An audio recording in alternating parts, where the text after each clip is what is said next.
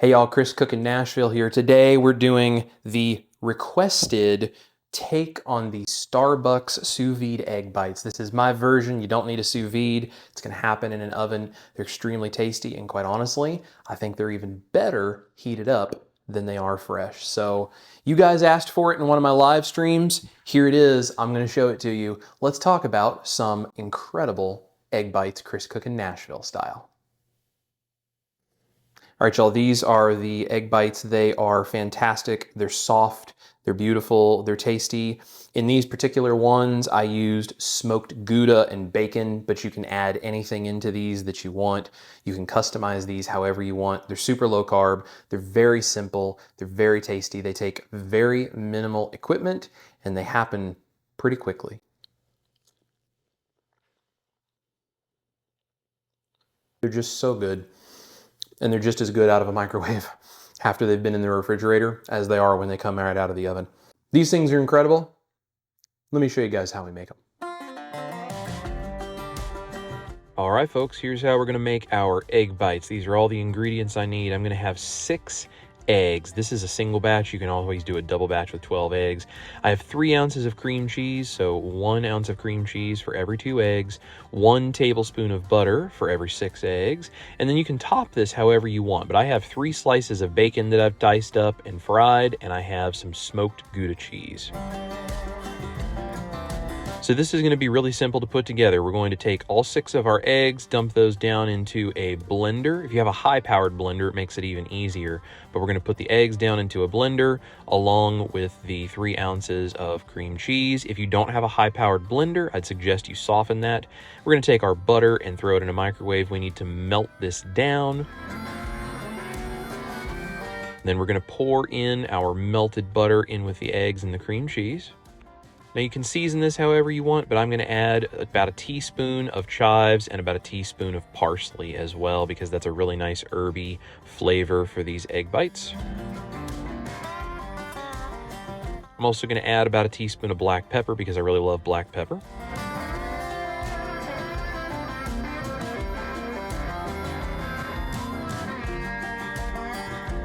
So this is our egg base. This is what makes the egg bites. Everything else, the bacon, the cheese, whatever else you might decide to put in, those are all toppings that go on afterwards. So we're going to put the blender onto its base, blend this on low just to get it well combined, and then I'm going to blend it up on high and fully liquefy all of that cream cheese. Once that's done, we can go ahead and turn that off so we can make our egg bites. Okay, so here I have a silicone muffin tin that I have greased with lard. You can use any animal fat you want, beef, tallow, butter, whatever. I used lard, and we're going to use this. Now, silicone is really important because it makes getting these out much easier. So I'm going to fill these about 2/3 to 3/4 of the way. Make sure you leave space, 1 for the egg to puff, and 2 so we have room to put our toppings on. If you do this right with 6 eggs, you're going to get 10 to 12 of these muffins, so you can use 1 muffin tin for every 6 eggs. Once we have our muffin tin filled with our batter, we can go ahead and add our toppings. So I'm going to start with the cheese because that's going to kind of melt and run down through there. So I'm just going to put some cheese on top of each one. And after I get all of them covered with cheese, I'm going to make sure to push any of those little extra shreds of cheese into the actual cup. You can see them hanging over the edge. I don't want those to burn, so I'm going to fill these on top, and then I'm just going to clean up those edges by pushing the cheese from the edges into the muffin cup.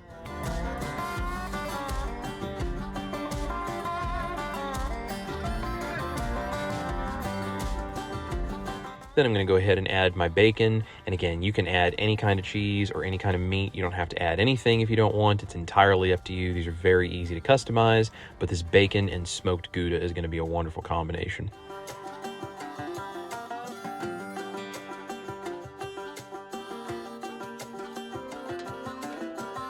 Now we're going to put these in a 350-degree oven. I'm going to put these on the center rack so that they bake as evenly as possible. And I'm going to start checking these at about 12 to 15 minutes, but it's going to take 15, probably up to 20 minutes for these to bake. And when they're done, you're going to see they're going to be a little puffy. They're going to be just starting to turn brown in spots on top, and you'll be able to push on the top of them and you'll be able to see that they are puffy and firm and bouncy and cooked all the way through. Now, don't go too much further than this because you don't want to dry them out. But these are going to be absolutely perfect. And you can see when I push on the top, they are fully cooked and springy.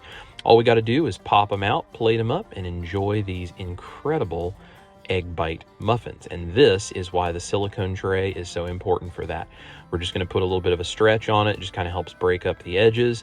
And then you just push from underneath and pop that out, and it peels right off. And you can see this amazing brown bottom that is absolutely wonderful and has great flavor. These things are so easy to make. The silicone muffin tray makes them so easy to unmold, and they stay really well in the refrigerator. You're gonna love these.